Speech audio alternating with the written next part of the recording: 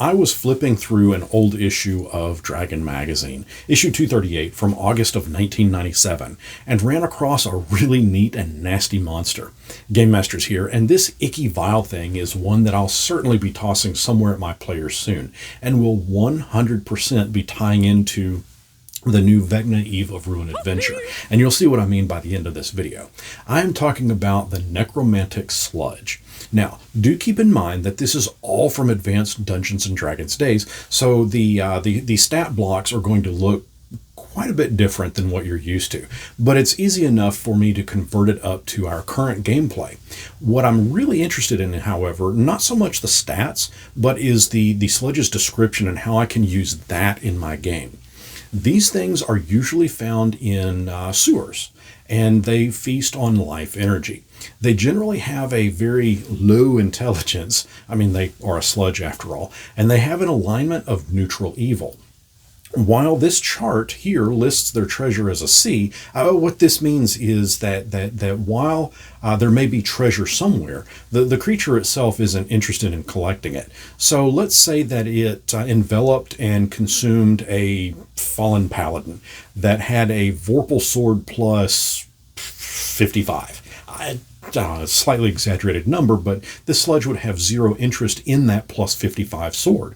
And it is a plus 55 sword. Pretty interesting for any other player, but the sludge doesn't care about it. So it's likely just left randomly somewhere in the sewer, probably close to where that paladin perished, possibly alongside that suit of hollow armor.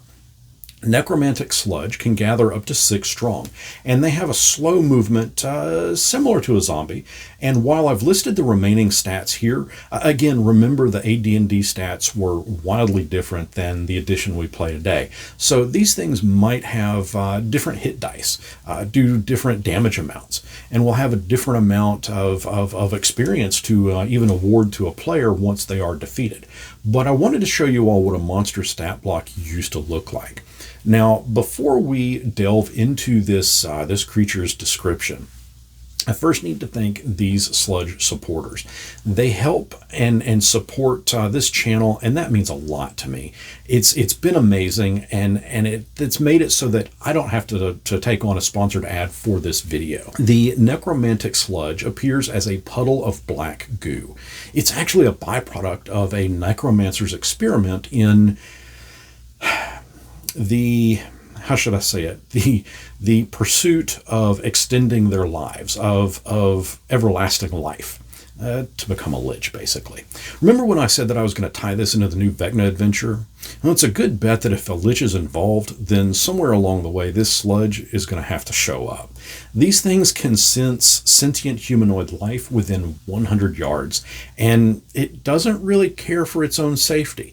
This sludge is going to move through a raging inferno just to get its meal of life energy if it needs to.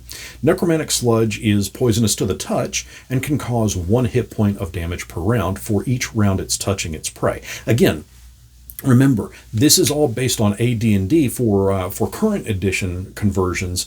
That 1 HP damage might be a little bit more. It can lash out with a pseudopod that can deal 1d4 plus 2 damage if it successfully hits, and should the sludge slay an opponent, it will graft itself to the fallen's skin and begin to absorb itself into the body, which then rises up as a zombie under the control of that sludge. This Walking Dead will only last a few months as the body decays, and then the necromantic sludge will crawl off in search of a fresh body to absorb into. Necromantic Sludge can reflect spells, much like a ring of spell turning would, except it can reflect 100% of a spell's or magical item's effect. It is vulnerable to normal weapons, oddly enough, but the nasty part is that magical attacks and damage bonuses, they're ignored, they're not counted.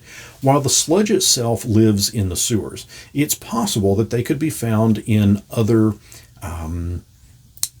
subterranean environments or areas below where a necromancer might dwell.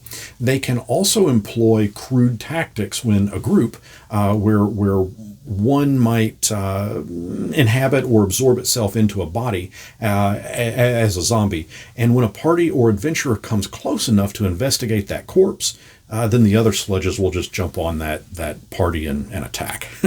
These things have few predators as they're inedible. They don't taste good. And while the description that we are given doesn't specify if they smell bad, I'm going to have to assume that they do. And as such, wildlife pretty much steer clear of them. And the sludge itself generally won't bother mundane animals unless it's specifically attacked. Now, I thought this was a neat monster to use, and I've not seen it before, and the idea of it just sounds fun. At least for the DM side. Now, what do you guys say? Do you think that this thing can be converted up to 5th edition and be used in the new Vecna Eve of Ruin adventure? How many would you actually allow to dwell in an area? And what do you think that the challenge rating might be to give the players a challenge? Talk to me down in the comments, and until next our paths cross, may you not run afoul of a necromantic sludge in the sewers. And by the way, why is anybody going to be trudging through sewers anyway?